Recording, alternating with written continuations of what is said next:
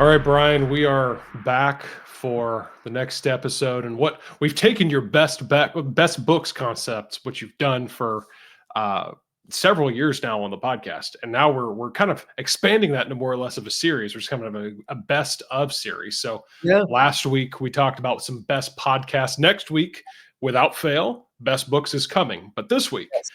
we're gonna have a little more fun. We're Mm. gonna just talk about some of the best entertainment that we've had this year. So whether that's movies or TV shows or maybe even a live event, something like that. So I'm looking forward to this one. This is something I don't have a lot of hobbies in my life, but I like movies. I like things like that, and that's I don't know if we're allowed to call that a hobby, but yeah. So I'm looking forward to this discussion.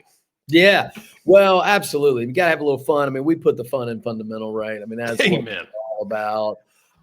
But yeah, I mean, guys, look, you've got to find some outlets of recreation. The word recreation means recreate. That's what it means to get out, do some things that are fun, watch some things that are relaxing, listen to good music, go to a good concert, hang out with some friends, do something live. So I think this is great, man. And I was just thinking, you mentioned live, and I just want to, I think a start there. Some things we've done this year that were live that were great. So I'll start with that. Um, Two concerts I was able to go to this year that they're just a lot of fun and just tremendous. I would say number one, the best concert I've been to this year and maybe ever, certainly in the worship category, was Brandon Lake here in Jacksonville, Florida. Brandon Lake is just absolutely fantastic in live worship. And I mean, he's just a real crowd pleaser. It's got some of the great songs. If you listen to radio, K-Love, just the mainstream Christian radio and publications right now, Brandon Lake is really, really good and has a lot of great songs. So it's really crowd interactive, and he just puts on a great show. I took my wife was with me on that one. We're hoping he'll come back around soon. I'd like to take my son. My son plays the guitar and wants to. He's really considering worship leading as a calling in his life, and so I'm excited about getting him kind of into that. But yeah, you can't beat a good Brandon Lake show. So if Brandon Lake is anywhere near you, I would highly encourage you to go that. Then another one we just get it every year here that's just fun. It's Winter Jam. Winter Jam.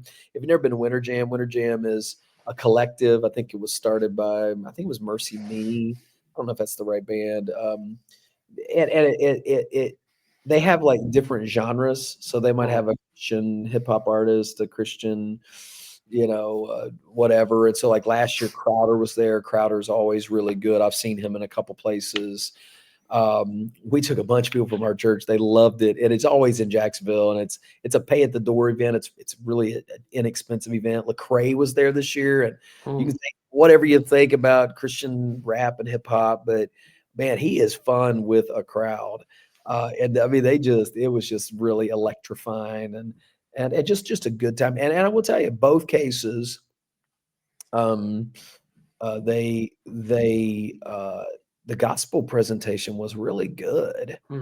Which leads me to one more. This wasn't this year, but I'm going to give like an honorable mention since we've never done this. Yeah. I'll give you two more that were just, I mean, great live events. One was Pentatonics. We saw them live here in Jacksonville. Yeah. They're like breathtaking, man. Yeah. Music is so powerful. Yeah. And I want to say, Luke, it was a Christmas thing that we Christmas focus, and it was literally you talk about goosebumps. I mean, for sure, a number of times. And then one more. And this is more fun than anything, but we saw Dude Perfect live event here. And of course, I took my son, a couple of the other kids from our church. You talk about awesome. They just do a great show, a lot of fun. And Tyler Toney gave the gospel more clearly than most preachers I know. Just so crystal, and even told him, he said, "Hey guys, we're wrapping. I'm going to come back in 2 minutes. We're not trying to force this on you, but I want to tell you about Jesus, what he means to me." Nobody left. Wow. I mean, he gave a tremendous gospel presentation. I have much respect for the Dude Perfect guys. I think they're legit. I think it's something you can trust with your kids.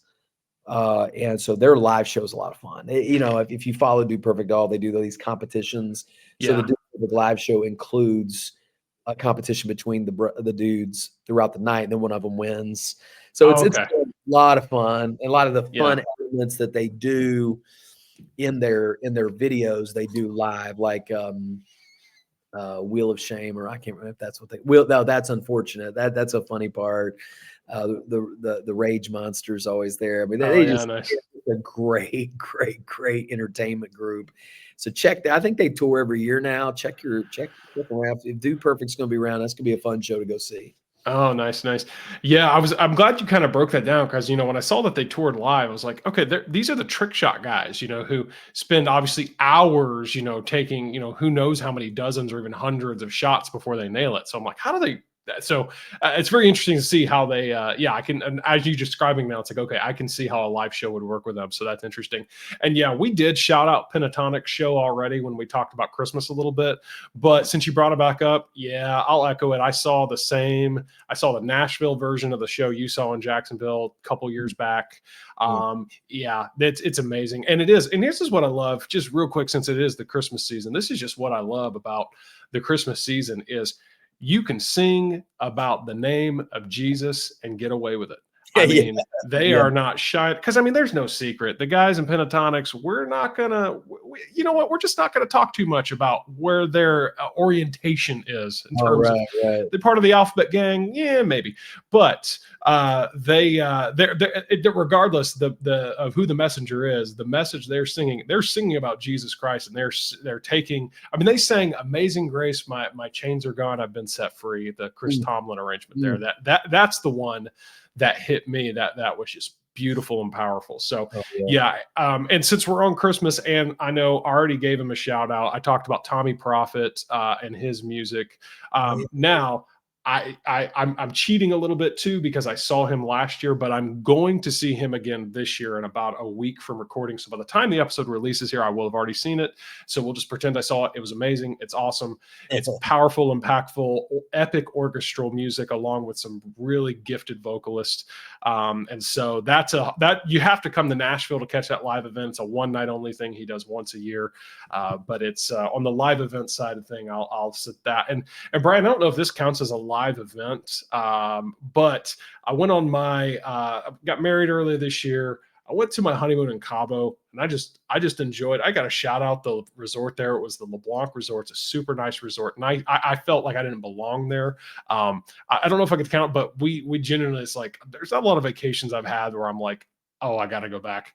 I got to go back there. So yeah, again, I don't know if that counts as a live. It was a live event in one way or another. But well, honestly, you talk about the best of and entertainment type things. There's nothing wrong with shouting out like a meaningful place that that was relaxing, that was fun. Yeah. For our family, we do Disney. Man, our kids they love it. I use my day off, my family day, and we're 2 hours away from Disney. We go every week. And it's just a tremendous fun thing for our family to do. It's going to become traditional. Angie and I have enjoyed some all-inclusive places as well. I think, do something special with your family, get out there and make some memories and have some fun. And you'll never regret going in person to a place like that, or a Sandals, or some amazing destination where you can relax and enjoy just the goodness of God and some great weather and some great food. So yeah, man, I'm all in on that. You kind of in on the, maybe shifting gears here a little bit to we're in the Christmas season right now. We're talking about maybe some films. Yes. I would start by a couple things that I just watched or rewatched this year. I'll tell you a good fun Christmas one for your family is the Grinch one, not the live one, but the Grinch one. I know there's a few different ones, but my kids absolutely love it. So it's the animated one. Okay. Yeah. The Illumination one. Yeah. Not the old cartoon one, but so not the live one, not the old cartoon one, but the animated one. It is so funny. and our kids they've watched it a few times. They have just cracked up watching that. So that's become a little traditional to watch The Grinch and a few others. But let me tell you a couple films I saw or shows I saw this year that I thought were exceptional. A couple of them just even more recent, but as it relates to kids and family, we saw Inside Out 2. Mm. And Inside Out 2 was really well done. That was on my list too. Oh man, I mean, Inside Out 1 was super funny. They're both funny, but there was a message I think in that Inside Out 2 that really spoke. I think there's that one line about anxiety. You Oh, can't, I can't remember the exact what it said, but there's some powerful messaging in that about teenagers. And I just thought that show was real well done. 2s are not always the best, but that 2 may have been better than 1. Yeah. And then we just saw, even last week, Moana 2 with our kids, which was good. I don't know if I think it was as good as 1. I don't know if you can ever beat Moana 1, the original. I mean, it is just hilarious. I thought Moana 1, the actual storyline was clear. And whereas like Moana 1 made more sense, there's, saving the world, and Moana 2 was about uniting all the people of the islands, but it was still funny. Brought in some new characters. There were more people in the boat. It was a bigger boat, so there was more elements than just Maui and Moana. The other people that were on the boat this time were funny, and yeah, of course, as always, Disney does a fascinating job. But I feel like Moana 2 was really, really good. So those are family oriented shows that I thought were good. Another one, in fact, I watched it last night. I got home at midnight last night.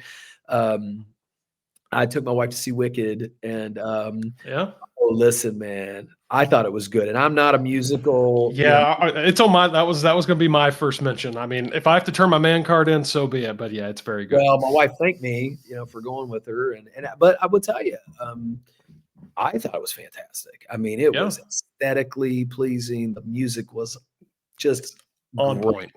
Yeah. And I would tell you, again, I know it was about these 2 girls or whatever. It seems to be maybe more of a girly thing, but the casting of those 2 characters, of Glinda and the Wicked Witch, I'm telling you, man, they did such a good job.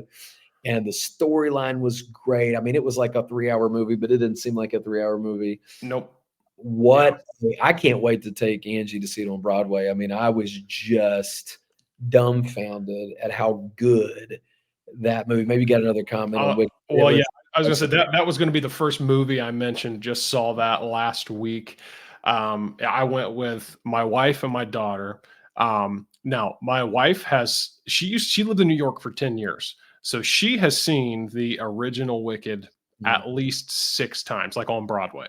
And of course, my daughter's 7 years old. So that, and then there's me, who I'm a dude, went in skeptical, never seen it before. All 3 of us were impressed. Like you said, it's 2 hours and 40 minutes. I am the biggest critic about a movie that has way too long of a runtime. I think that's the biggest sin you can commit when it comes to creating a film, is to just make it unnecessarily long. It does not feel long. There was maybe 1 or 2 moments that I was like, okay, it's a little slow. Otherwise, the pacing was good. It kept up. And it just doesn't drag on. Again, my wife has seen this multiple times on live on Broadway. She's very familiar with the original content, and she said it is accurate. It is true to form. There is very little to no variation. I mean, of course, it's a movie, so you have to take what was on the stage and you had to make it for the screen. And so there's embellishments in terms of visuals and things like that. But yeah, we were super impressed. And we saw it in IMAX, and that took the sound to a whole nother level. I mean, it was just like it hit. I mean, the way the movie ends with the final musical number is just the way the music swells. And there's some really powerful, I thought, messaging Yeah. That, Yeah. that was really good too, man. I would highly recommend that. And Yeah. I don't think you need to turn your man card for that one. It's just good. It's just good film. Yeah. And if good film is good film, right? Yeah. And it Yeah. was just excellent, well done.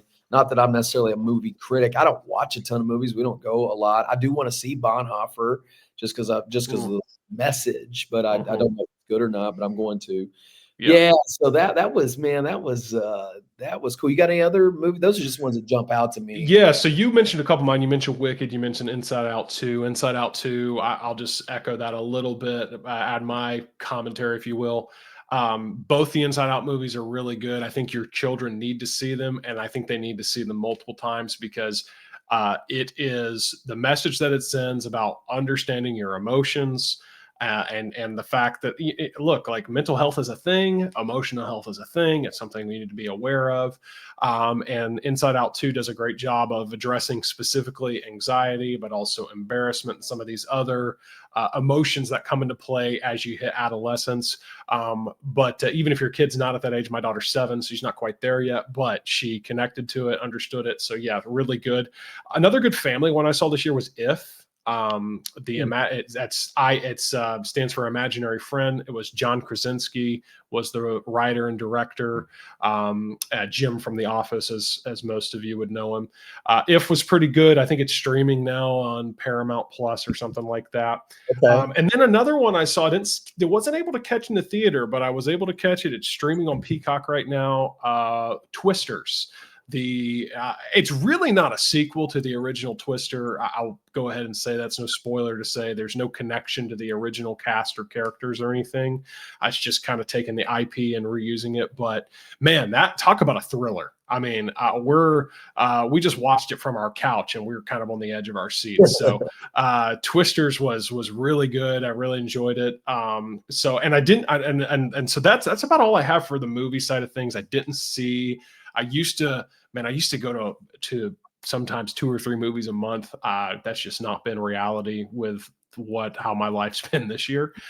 But those are a few that I saw this year that I really enjoyed. And a couple, I'm interested in Gladiator 2. Haven't got around to it yet. I'm not hearing fantastic things about it anyways. So the original Gladiator I think that is a rite of passage for manhood to some degree. But no, I haven't got around to that one. I'm glad to hear what you said about Moana 2. My daughter's interested in it. I want to take her. Good. Yeah, 100%. I want to take her as soon as I can. So that's good. But yeah, on the movie side of things, that kind of concludes my list. So we got some shows then. Some shows? Is that what you're Yeah. I'll let you start because, I have an interesting relationship with shows in general, but I'll let you. I'll let you go. I tell you, there's 2 shows we keep up with that I think are great. I mean, I think relatively clean, hardly any language, and in both these cases, no kind of like sexual imaging and stuff.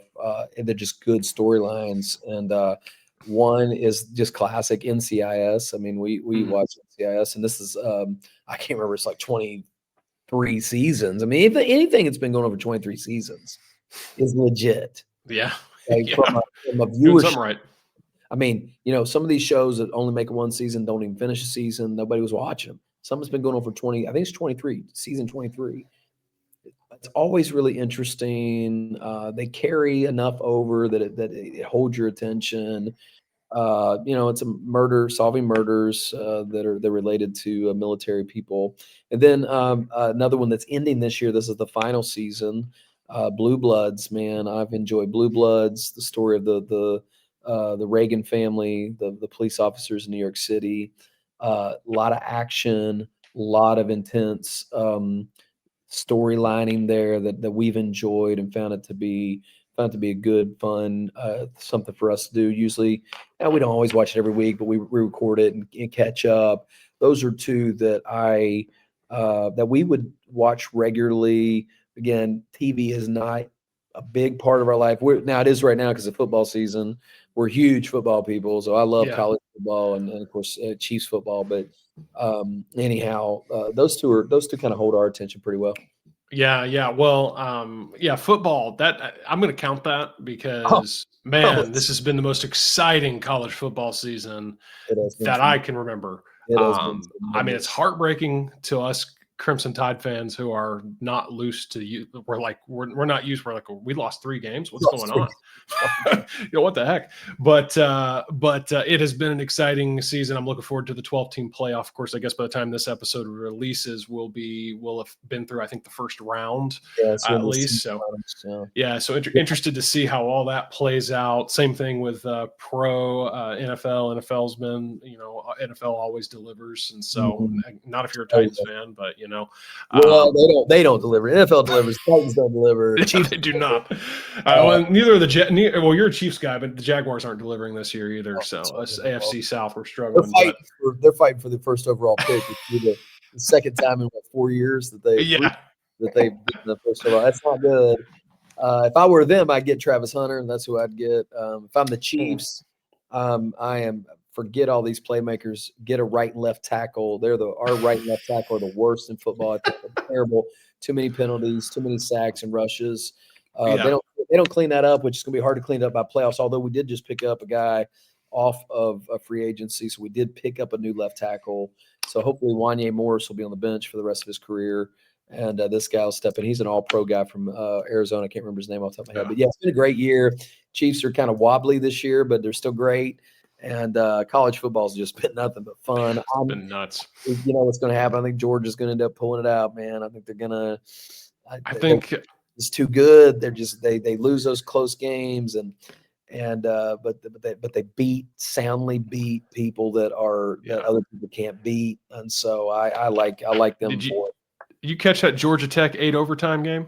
No, I didn't. I turned it off because I thought, this is a joke. They're gonna get crushed. That was wild. I mean, yeah, that didn't end till midnight your time. That was one of the wildest finishes I've seen.